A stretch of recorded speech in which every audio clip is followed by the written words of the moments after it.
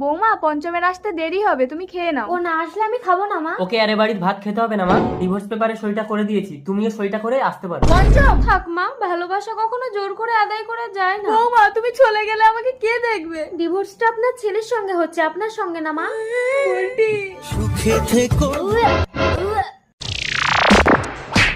এ কি, মহিলাটা তো অসুস্থ হয়ে পড়েছে, চিকিৎসা করাতে হবে। মিস্টার বরণ, আপনি বাবা হতে চলেছেন। কিছু মনে করবেন না, আসলে ডাক্তারবাবু আমাদের এলাকায় নতুন। বাই দ্য ওয়ে, আপনাদের বাড়িটা কোথায়? বর্তমানে আমার কোনো বাড়ি নেই। সে কি?